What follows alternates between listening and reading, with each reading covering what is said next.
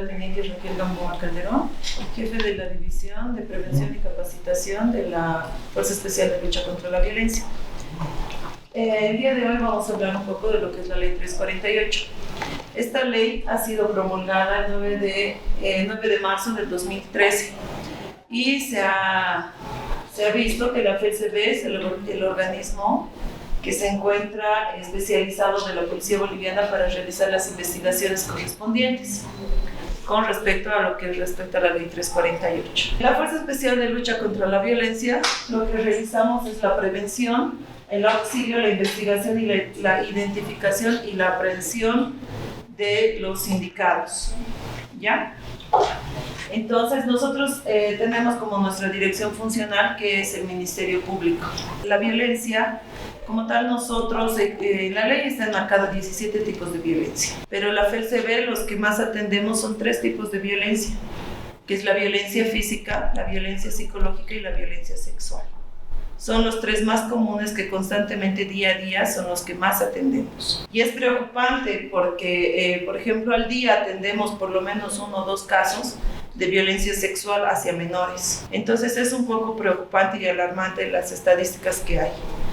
Por lo cual es que se toma también la prevención, como está en una de nuestras funciones también, es realizar la prevención.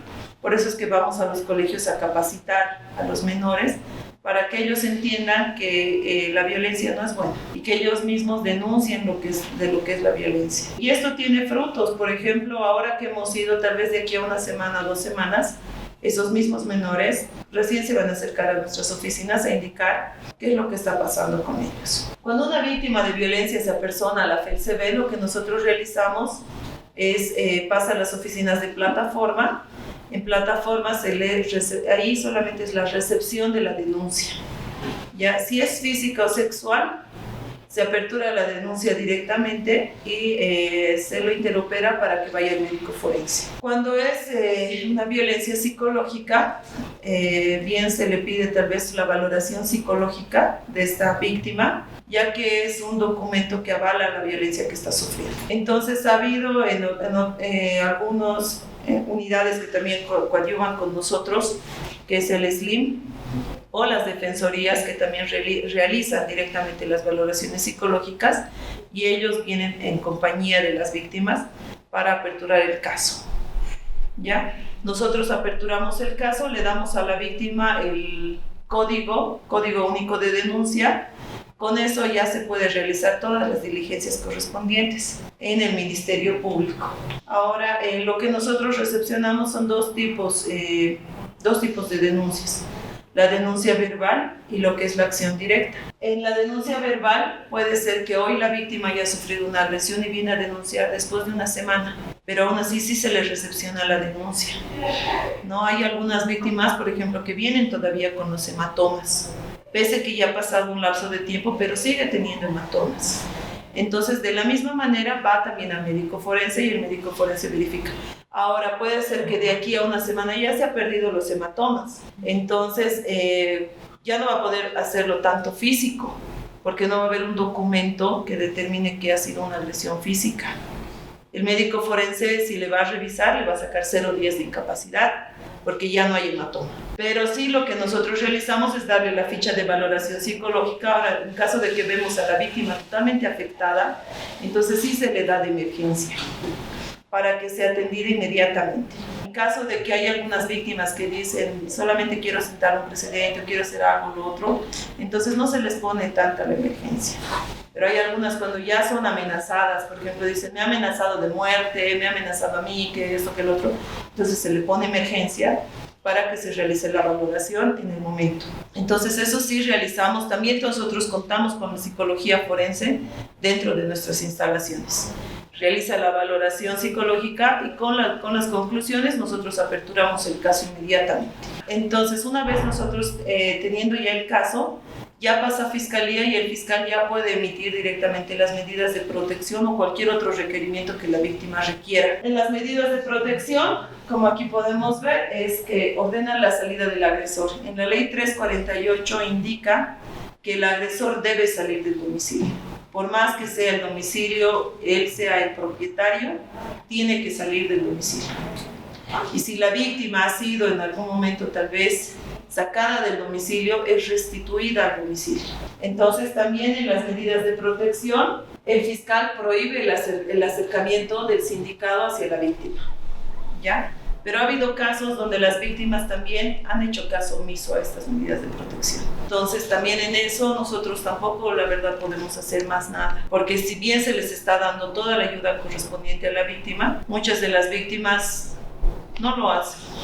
Ellos van a sus agresores, ¿no? Como recientemente ha pasado en el penal de San Pedro. Había una víctima de 45 días de incapacidad. Su agresor estaba en el penal de San Pedro, ya estaba cumpliendo su condena, pero esta víctima iba constantemente al penal de San Pedro a visitar a su agresor. ¿Qué ha pasado en una de las visitas? El agresor dentro del penal de San Pedro le ha vuelto a apuñalar. Entonces ahí escapa de nuestras manos porque está él en un penal y quien ha ido al penal ha sido la víctima. Ni siquiera el otro se ha acercado, sino ha ido él. Entonces ahí, por ejemplo, tanto a nosotros, tanto a Fiscalía, nos ata de manos porque ya no podemos hacer más nada. Entonces hay también ese tipo de situaciones. Constantemente nosotros día a día atendemos ese tipo de casos. Y es más lamentable con el caso de los menores, que por ejemplo llegan menores que son agredidos sexualmente, igual por sus familiares. También son agredidos, recientemente hemos atendido otro caso también que ha sido agredido, bueno, no ha sido en sí la niña consentía tal vez la relación con el papá de su compañerito de curso. Entonces hay ese tipo de situaciones donde nosotros atendemos esos casos y hay muchos de los menores que ahora constantemente están denunciando por celos, porque no se ha separado de su esposa, la niña le ha denunciado. Entonces hay ese tipo de situaciones actualmente, donde claramente, obviamente, con los menores se trabaja directamente también con la Defensoría. Nosotros atendemos, si bien atendemos el caso de las víctimas, también tenemos que estar a la par con la Defensoría porque no podemos nosotros hacer acciones directas con los menores. Quienes pueden denunciar es toda persona que tenga conocimiento de un hecho delictivo, tiene que denunciar, ¿no? En caso de que no denuncien, pueden convertirse en cómplices del delito que se ha cometido. Nosotros como la FELCB no podemos conciliar. Por eso es que cuando una víctima viene hacia nosotros indicamos esa situación, que nosotros no hacemos conciliar. En la ley indica eso. Ni tampoco le vamos a dar solamente garantías. Lo que sí le vamos a poder proporcionar con el fiscal son las medidas de protección. Pero esto es ya con un caso abierto. Ahora, cuando ya hay el caso abierto, incluso la víctima puede solicitar ir a un albergue de las mujeres maltratadas, ¿no? Donde puede estar ahí la víctima, o en todo caso tendría que volver a la casa. Entonces, las promotoras de la denuncia, por ejemplo, como les decía, son los servicios legales integrales, CINFLU, CEPTAVI, Defensoría de la Niñez y Adolescencia, autoridades indígenas originarias campesinas y los refugios, ¿no? Que pueden realizar al tener el conocimiento de un caso de violencia. Pueden realizar ya ellos directamente la valoración y lo traen el caso a las oficinas de la FELCB para que se aperture el caso. Los factores o las causas también, causas de la violencia, una de las causas es la falta de comunicación. Cuando no hay la comunicación existen las peleas, existe el confrontamiento entre las parejas o entre la misma familia. También no olvidemos que entre la ley 348 indica que esta ley es intrafamiliar. Ya la víctima tiene que tener un parentesco con su agresor. No es que algunos confunden el tema de que porque es mujer corresponde a la ley 348. La ley también indica que es intrafamiliar, tiene que tener un grado de parentesco con su agresor. Por eso hay en la misma ley también que está enmarcada que tiene que tener hasta el 3er grado de consanguinidad. Pero con los menores es diferente. Con los menores no hay necesidad de que el menor tenga que ser su familiar o que tenga que ser necesariamente un conocido. Puede ser un desconocido, puede ser otra persona extraña, donde el menor sí puede denunciar esa parte. Son menores, entonces de ellos sí se les recepciona todo tipo de denuncia. De las víctimas, ahora de los que son infractores, nosotros no vamos a recepcionar el caso. Cuando son infractores, quien recepciona es la FELCC, División Menores.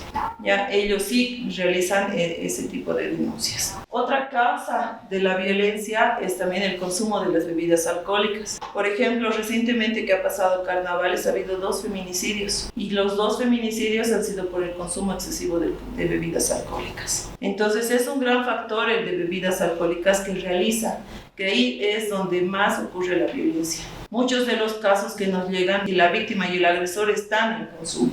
Entonces es un factor alarmante.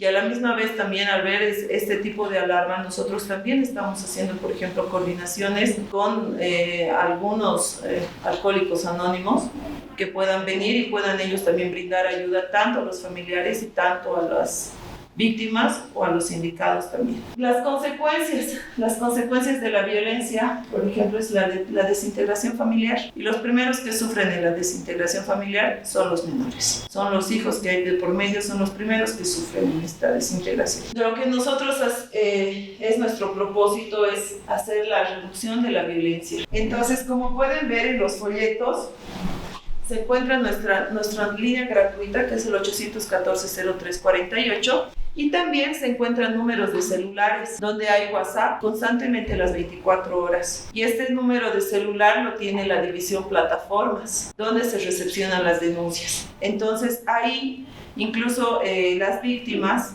al llamar, pueden también mandar en la ubicación del lugar, para que nosotros podamos mandar al personal más cercano o en todo caso mandar al personal del DIC, que este es nuestro personal del Departamento de Inteligencia Criminal, que es un grupo de reacción inmediata, que cuando tenemos al agresor, entonces nosotros mandamos a este personal para que ellos puedan ir y arrestar a esta persona directamente.